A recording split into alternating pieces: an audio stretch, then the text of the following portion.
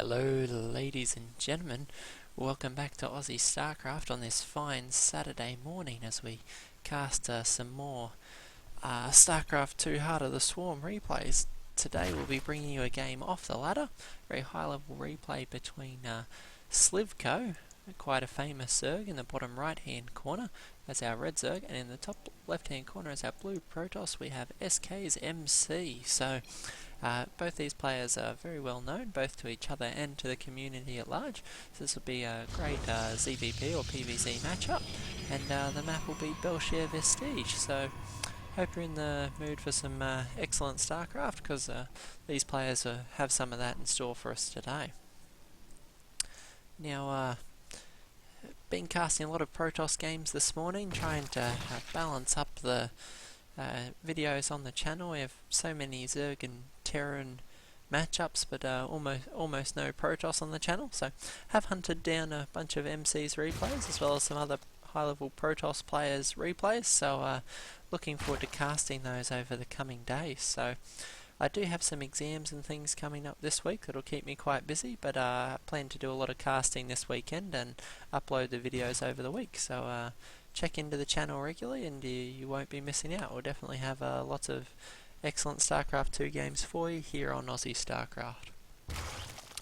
Just while this game gets underway, just telling you a bit about ourselves. We are getting started as casters. We haven't been involved as casters for a long time, as you can probably tell. I'm a bit new to this, but have been following StarCraft 2 since many years now. Played StarCraft 1 and Brood Wars when I was growing up, and been enjoying the scene in StarCraft 2, Wings of Liberty, and now Heart of the Swarm. So not a pro gamer myself, but do enjoy watching StarCraft, as I imagine many of you do, and really looking forward to trying to cast as many games as we can and try and help boost the popularity of both StarCraft 2 and esports here in my area. As you'd know, in other regions, in Europe, in North America and Korea, we have quite a lot of casters supporting the game, but in the Southeast Asia region we actually don't have very many casters at all, so looking forward to becoming one of those and trying to help boost the popularity of the game here in Southeast Asia. So if you're tuning in from somewhere else, welcome, and if you're local, we're glad you made it to the channel, so go ahead and subscribe and you'll be able to get free updates and see all our videos as they're uploaded. So thanks guys, we really appreciate your support.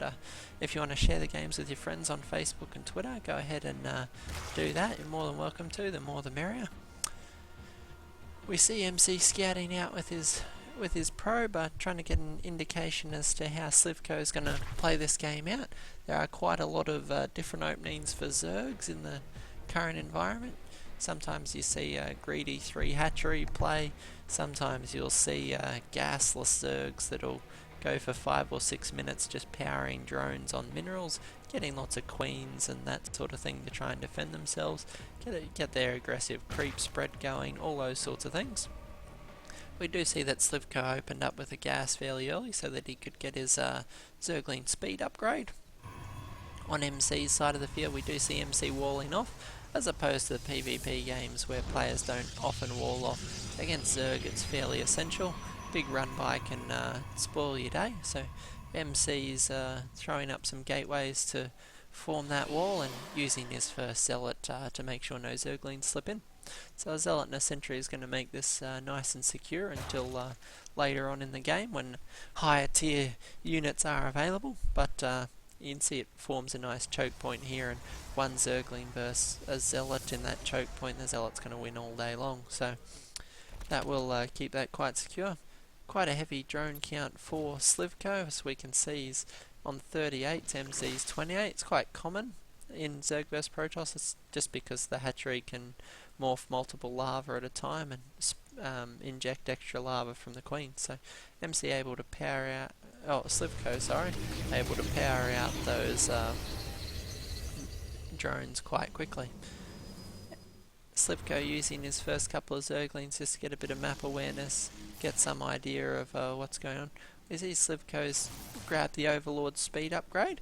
Now you don't see this taken that often, which I think is a bit of a shame, because quite a lot of the time you see Zerg players having their overlords sacrificed to get necessary scouting vision, but the fact that Slivko grabbed that upgrade allowed him to get nice vision with this overlord without actually losing it. So knows what's going on. Scouted both bases. Well, he scouted the main base of MC, and he can see this zealot sentry force moving out. Proxy pylon already down here.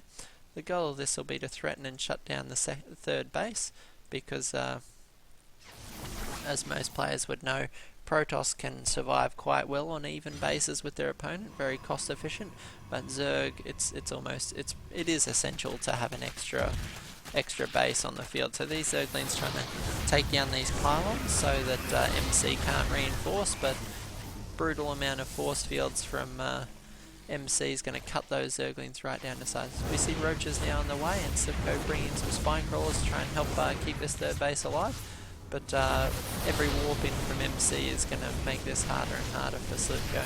Slivko powering some roaches and injecting lava, trying to get as many units in here as he can. His force field's continuing to make life difficult for the roaches, but the roaches will be able to clean up the zealots. These sentries will start going down if Slivko can get some extra Zerglings in the fight. Slivko starting to push this back just a little bit. MC is going to need to warp in some more zealots to tank the damage. You see Slivko starting to get the units he needs on the field. What Slivko could really do with is getting some units behind to take out these proxy pylons. If he can shut down these reinforcements, then he will be able to win these engagements. Zerglings do quite well against both Stalkers and Sentries, but not in a choke point like this. So you've got to be careful not to engage Protoss here in these choke points. They're massively cost efficient, and those force fields will continue to be a massive problem for Slivko. You can see all the roaches getting caught here, and MC being extremely cost efficient. 2,000 minerals lost to 700. And so Slivko, if he loses this base, will be in a very poor position. So continuing to try and stream reinforcements in here as best he can. If he can take down these sentries, I think he'll be okay, but unfortunately for him, MC continuing to warp in and keep these sentries alive quite well. If any sentry can pick off, will make it quite cost effective, and will be able to help him force it back. As you can see, now that MC is out of energy, he's in fact pulling back. And so really, when you're getting pressured by Protoss like that, you do need to take out the sentries, because that push will pretty much continue on as long as they can force field for the cost efficiency. So MC now pulling back. If we look, but you see that was extremely cost effective, able to work out an extra 1,500 worth of Slivko's forces. If we look at the production tab, we can see Protoss weapons level 1 on the way, as well as the first Immortals. Immortals just fantastic against roaches, will kill them all day long. Slivko, no, you need to take out the second pylon. Slivko obviously not aware or thinking that there might be another pylon there. That first one was actually under construction when the battle started, so he probably should be aware of the fact that there was a pylon there. MC still hiding another probe down here. Slivko starting to be annoying, deciding to poop some creep all over this third base, make sure that MC can't take that without a bit of a delay.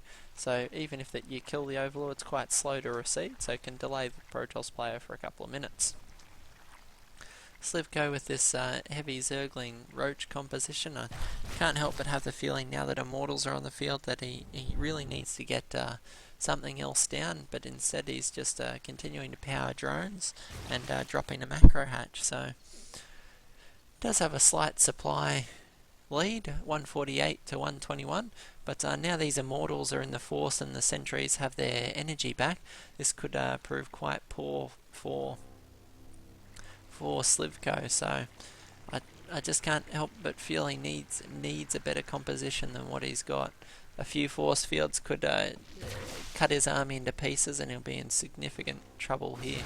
All these Overlords are soaking up damage, or using the Overlords to try and soak up as much damage as he can, but these Immortals starting to rake in the kills, 3 kills, 4 kills, trying to get the surround. The Sentry is doing great work with the force fields, holding these roaches off. Roaches and Zerglings now in attacking the Stalkers. This could be exactly what Slivko needs. Zerglings still unable to get in. Zealots blocking quite well, tanking a lot of the damage there. We have the Roach is now in behind, Sentry's out of energy. This is very bad for MC.